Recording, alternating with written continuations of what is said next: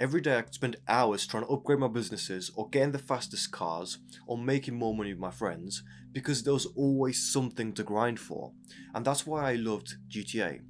But as I got older, that changed. I remember this one time I'm at my mum's house and I'm about 19. I've just been grinding the Kacper heist for like 6 hours a day for the past week, and up until now I was actually enjoying myself. I was buying cars, I was making more money, and I was actually just having fun. But this one day was different. As I'm doing the last mission for this heist, I start to realise that I already have everything. I just bought the last car that I wanted, which was the Ignis. I already have like the best apartment in the game. I have a yacht, I have the penthouse, I have all these garages and all these planes and everything. And there was nothing else left to achieve. I realised there was no reason to grind anymore, and that just made me more depressed because I didn't want to finish the game. I wanted to keep playing, I wanted to do the missions, I wanted to do more heists. I wanted to do something that felt like progress in my life. I didn't want to just sit around and do nothing. And at least in GTA, I felt like I was doing something, like even just making fake money felt like I was doing something. A few minutes later, I finish the heist and then I go back to scrolling on YouTube. And by pure coincidence, I find this clip of Aiden Ross and Tate.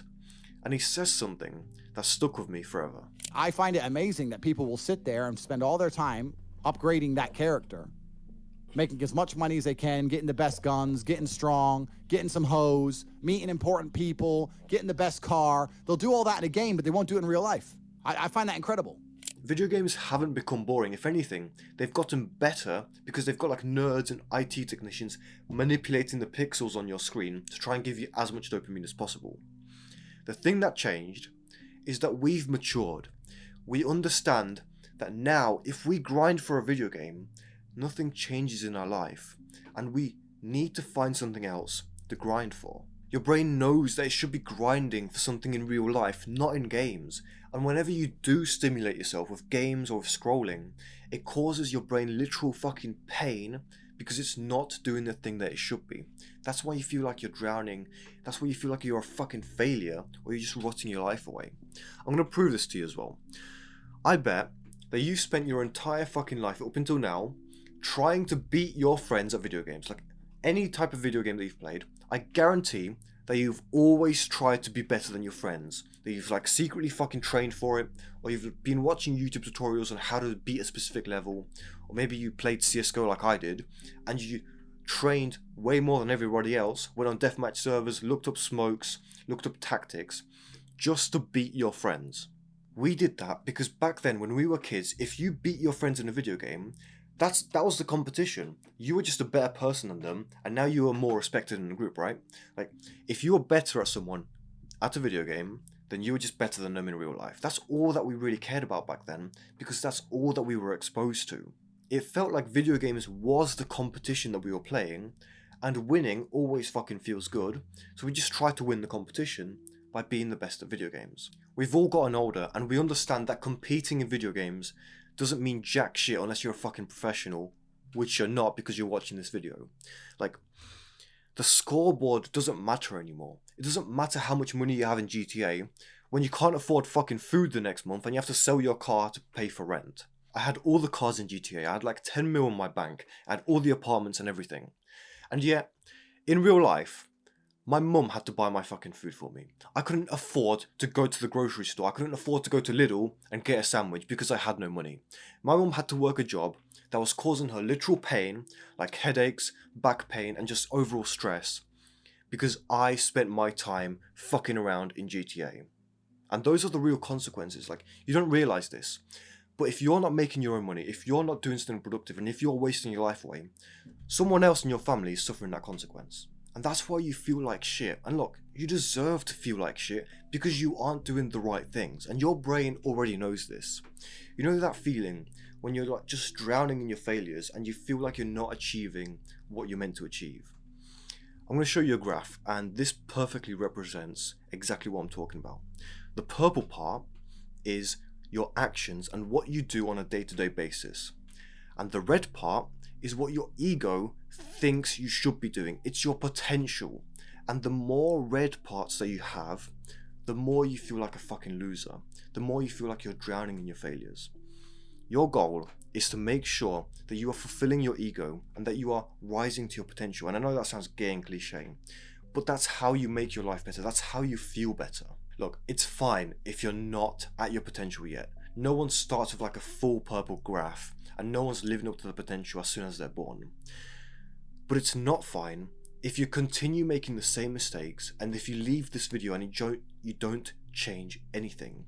Now that you know why you feel like this, and now that you know what's wrong with you, now you can take some action. One thing most people don't really understand about how their brain works is that your brain craves the fun and the pleasurable activities. Let me just put it this way. If GTA or Minecraft or scrolling, if that's the only fun thing you've ever done in your life, then of course you're always going to think about it whenever you feel bored or whenever you feel like you want to have some fun in your life. Imagine if there was a baby and that baby had been fed only oranges all of its life, and now it's like 10 years old. Whenever it got hungry, what do you think that kid is going to think about? Do you think he's going to think about steak or apples or bananas, or do you think he's just going to think about oranges? Obviously oranges, because it's the only thing he knows. So if the only fun thing that you know is scrolling or playing video games or doing dumb shit, then that's why your brain thinks about it. And it doesn't mean that it's the only fun thing that exists. It just means it's the only thing that you know. And there's really only two ways to change that and to find new things that you can work on. The first is that you can either try and figure out things for yourself, go experience stuff, go out into the world and just try random shit. Or the second is that you can just use someone else's experience. I'm going to be honest with you, I did the second one. I didn't have the balls to go out and do everything by myself. A few months after I saw that Aiden Ross and Take clip, I accidentally found myself a mentor. And this was just some random guy that I met while I was trying to sell my AI products that I was doing in my business. And this changed literally everything, because for the first time in my life, I had some accountability, I built momentum, and I made way faster progress because I had this guy in my ears, on my WhatsApp, on meetings, telling me exactly what to do and how to make progress. He shared his experiences with me, which means that I didn't have to make the mistakes and I didn't have to go out on my own and find new things.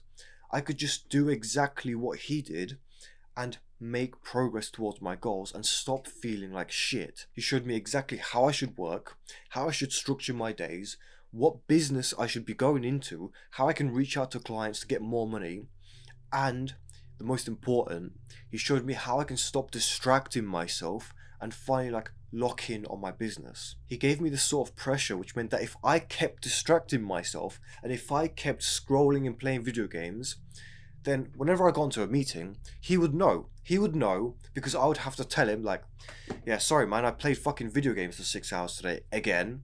Or he'd see that I just haven't done any progress in my business, and then he'd just leave me because I was a lost cause. And I genuinely believe that using his experience and the accountability that I got and the pressure to stop distracting myself, that's the reason why I snowballed into breaking the bad habits and then never going back to that shit ever again. I genuinely believe that having someone to support you and do it alongside you and show you the path, that's what helped me the most. And that's exactly why I made this Discord, because you need someone who's been through what you've been through to tell you which path to go and which mistakes not to make. There's no point in doing this journey by yourself. There's no point in trying to quit video games or trying to quit scrolling by yourself, because it doesn't work. How many times have you told yourself that you're going to stop playing games, you're going to be disciplined, you're going to be productive, and you're not going to do any of the bad habits?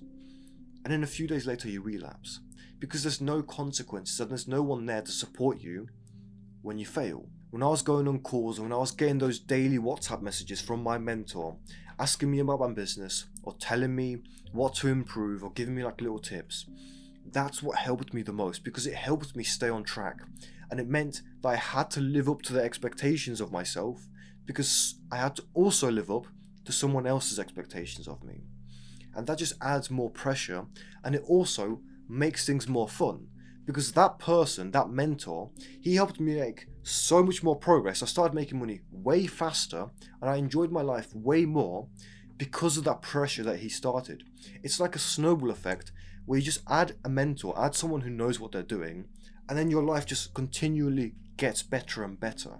So look, if you need someone who's been through what you've been through and you want to finally escape this phase of your life where you're just rotting away and wasting your life, then join the Discord, send me a DM, I'll send one of the boys a DM and we'll go on a call with you and we'll finally help you fix your life because you need someone in your corner. I think video games got boring because our brains realised that we're grinding for no reason. Like, it's just pixels on a screen.